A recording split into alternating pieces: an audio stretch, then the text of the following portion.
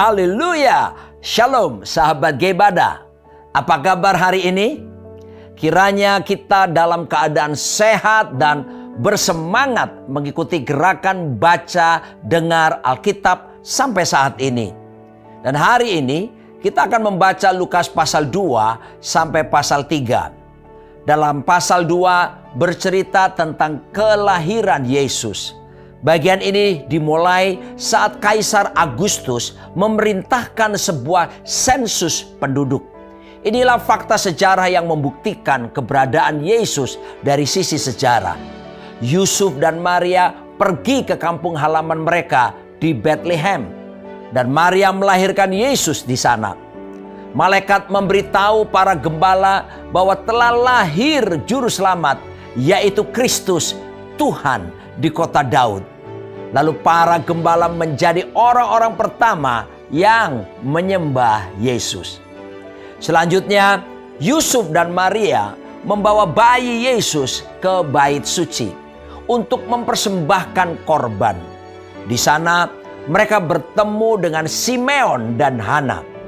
Simeon telah diberi petunjuk oleh Roh Kudus bahwa ia tidak akan mati sebelum melihat Kristus. Saat melihat Yesus, dia langsung mengenalinya sebagai juru selamat dan menyanyikan pujian bahwa Kristus adalah keselamatan yang telah Allah sediakan bagi segala bangsa.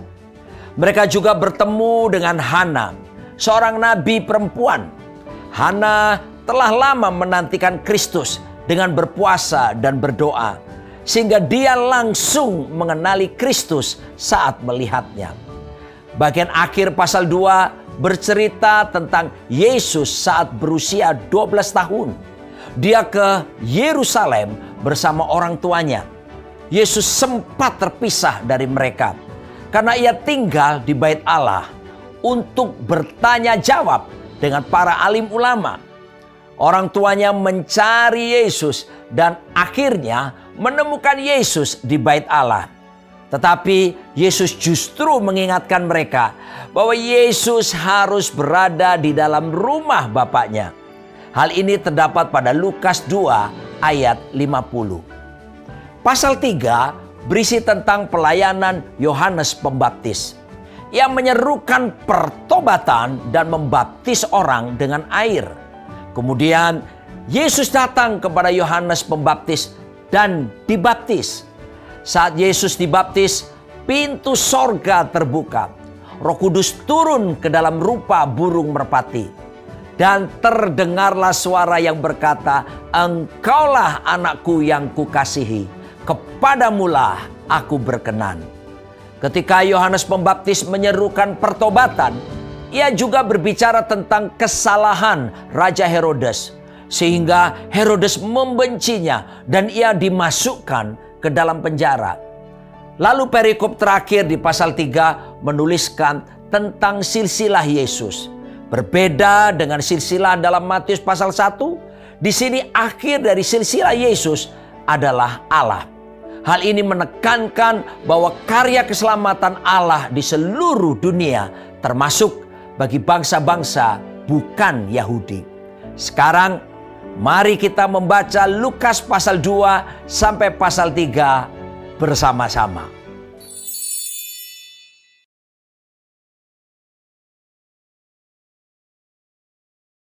Pada waktu itu Kaisar Agustus mengeluarkan suatu perintah, menyuruh mendaftarkan semua orang di seluruh dunia. Inilah pendaftaran yang pertama kali diadakan sewaktu Kirenius menjadi wali negeri di Syria. Maka pergilah semua orang mendaftarkan diri masing-masing di kotanya sendiri. Demikian juga Yusuf pergi dari kota Nazaret di Galilea ke Yudea, ke kota Daud yang bernama Bethlehem, karena ia berasal dari keluarga dan keturunan Daud, supaya didaftarkan bersama-sama dengan Maria, tunangannya yang sedang mengandung. Ketika mereka di situ, tibalah waktunya bagi Maria untuk bersalin. Dan ia melahirkan seorang anak laki-laki, anaknya yang sulung. Lalu dibungkusnya dengan lampin dan dibaringkannya di dalam palungan, karena tidak ada tempat bagi mereka di rumah penginapan. Di daerah itu ada gembala-gembala yang tinggal di padang menjaga kawanan ternak mereka pada waktu malam. Tiba-tiba berdirilah seorang malaikat Tuhan di dekat mereka, dan kemuliaan Tuhan bersinar meliputi mereka dan mereka sangat ketakutan. Lalu kata malaikat itu kepada mereka, "Jangan takut, sebab sesungguhnya aku memberitakan kepadamu kesukaan besar untuk seluruh bangsa. Hari ini telah lahir bagimu juru selamat, yaitu Kristus, Tuhan, di kota Daud. Dan inilah tandanya bagimu. Kamu akan menjumpai seorang bayi dibungkus dengan lampin dan terbaring di dalam palungan." Dan tiba-tiba tampaklah bersama-sama dengan malaikat itu sejumlah besar bala tentara sorga yang memuji Allah. Katanya, "Kemuliaan bagi Allah di tempat tinggi, dan damai sejahtera di bumi, di antara manusia yang berkenan kepadanya." Setelah malaikat-malaikat itu meninggalkan mereka dan kembali ke sorga, gembala-gembala itu berkata seorang kepada yang lain, "Marilah kita pergi ke Betlehem untuk melihat apa yang terjadi di sana, seperti yang diberitahukan Tuhan kepada kita." Lalu mereka cepat-cepat berangkat dan menjumpai Maria dan Yusuf dan bayi itu yang sedang berbaring di dalam palungan. Dan ketika mereka melihatnya, mereka memberitahukan apa yang telah dikatakan kepada mereka tentang anak itu. Dan semua orang yang mendengarnya heran tentang apa yang dikatakan gembala-gembala itu kepada mereka. Tetapi Maria menyimpan segala perkara itu di dalam hatinya dan merenungkannya. Maka kembalilah gembala-gembala itu sambil memuji dan memuliakan Allah, karena segala sesuatu yang mereka dengar dan mereka lihat semuanya sesuai dengan apa yang telah dikatakan kepada mereka. Dan ketika genap 8 hari dan ia harus disunatkan, ia diberi nama Yesus, yaitu nama yang disebut oleh malaikat sebelum ia dikandung ibunya. Dan ketika genap waktu pentahiran, menurut hukum Taurat Musa, mereka membawa dia ke Yerusalem untuk menyerahkannya kepada Tuhan. Seperti ada tertulis dalam hukum Tuhan, semua anak laki-laki sulung harus dikuduskan bagi Allah. Dan untuk mempersembahkan korban menurut apa yang difirmankan dalam hukum Tuhan, yaitu sepasang burung tekukur atau 2 ekor anak burung merpati. Adalah di Yerusalem seorang bernama Simeon. Ia seorang yang benar dan saleh yang menantikan penghiburan bagi Israel.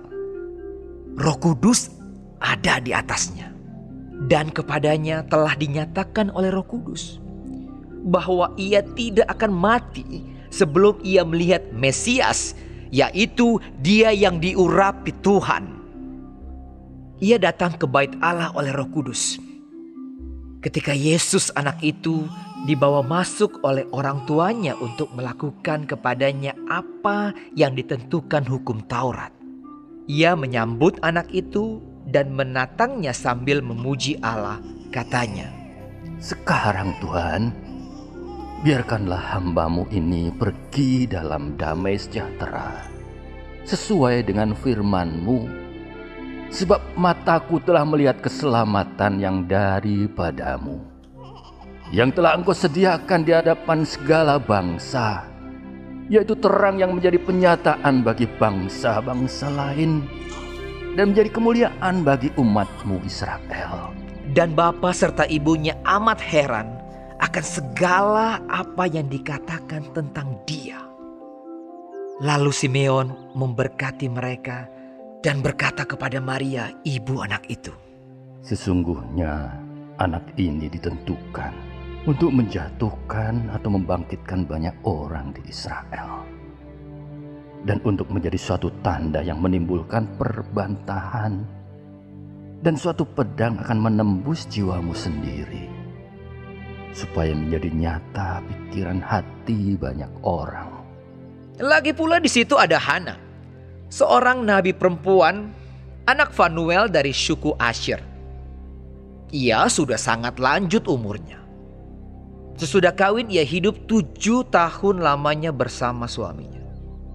Dan sekarang ia janda dan berumur 84 tahun. Ia tidak pernah meninggalkan bait Allah dan siang malam beribadah dengan berpuasa dan berdoa.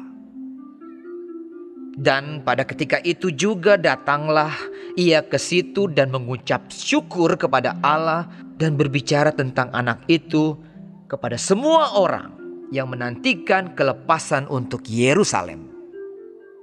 Dan setelah selesai semua yang harus dilakukan menurut hukum Tuhan, kembalilah mereka ke kota kediamannya, yaitu kota Nazaret di Galilea.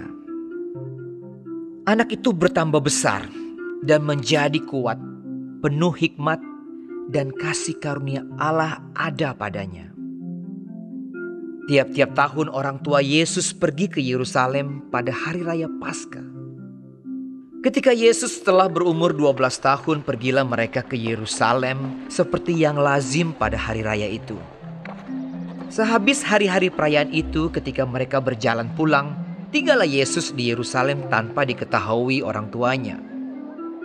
Karena mereka menyangka bahwa ia ada di antara orang-orang seperjalanan mereka.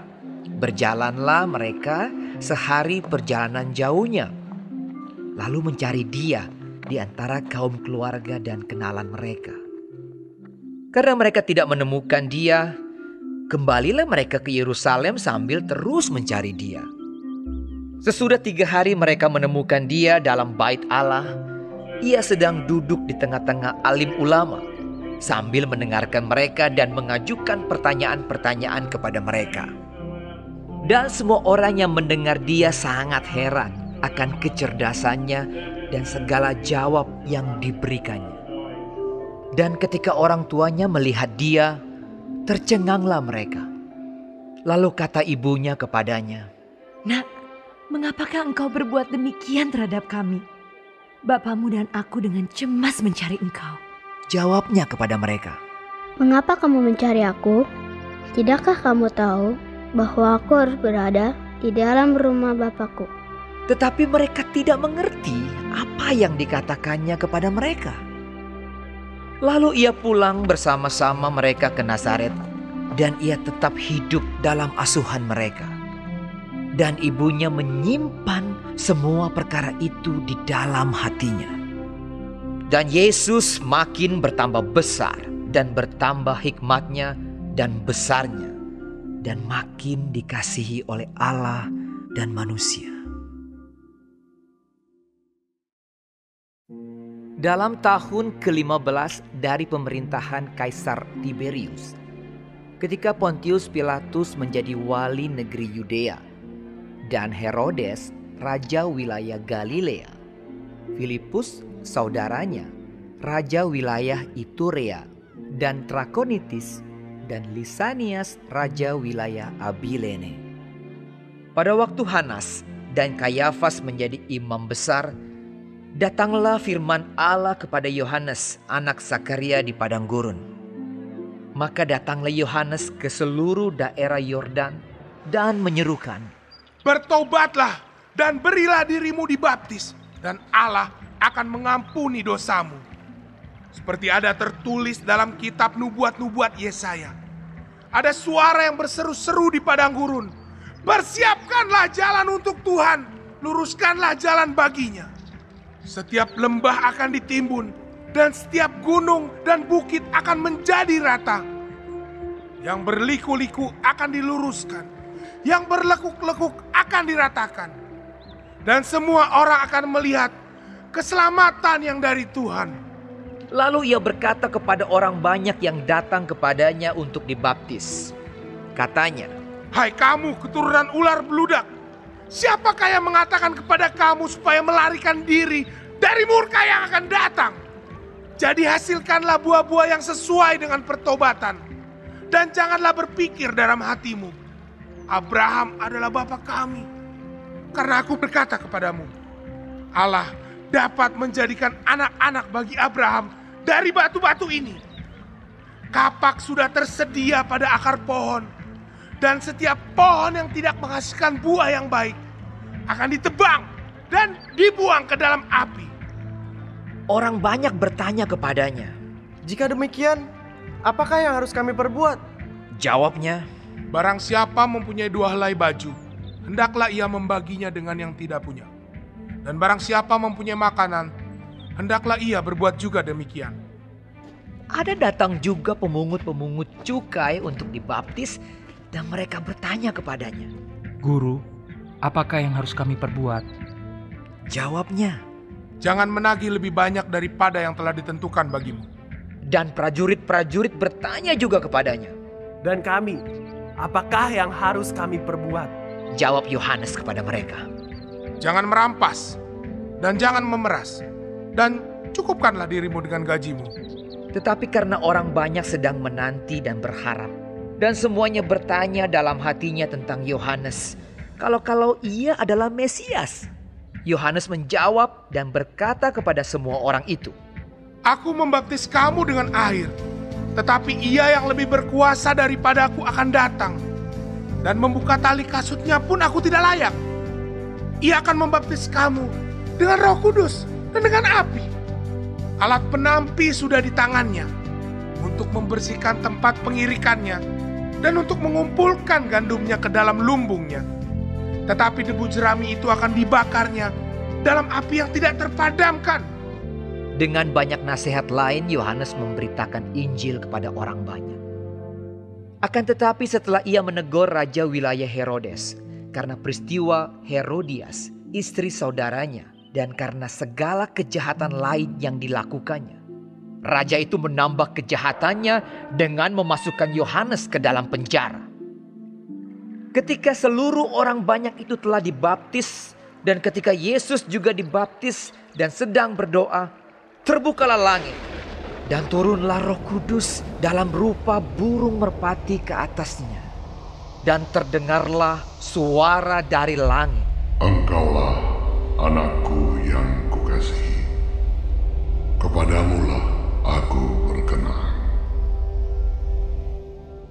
Ketika Yesus memulai pekerjaannya, ia berumur kira-kira 30 tahun dan menurut anggapan orang, ia adalah anak Yusuf, anak Eli, anak Matat, anak Lewi, anak Malki, anak Yanai, anak Yusuf, anak Matika, anak Amos, anak Nahum, anak Hesli, anak Nagai, anak Maat, anak Matika, anak Simei, anak Yosek, anak Yoda, anak Yohanan, anak Resa, anak Zerubabel, anak Sealtiel, anak Neri, anak Malki, anak Adi, anak Kosam, anak Elmadam, anak Er, anak Yesua, anak Eliezer,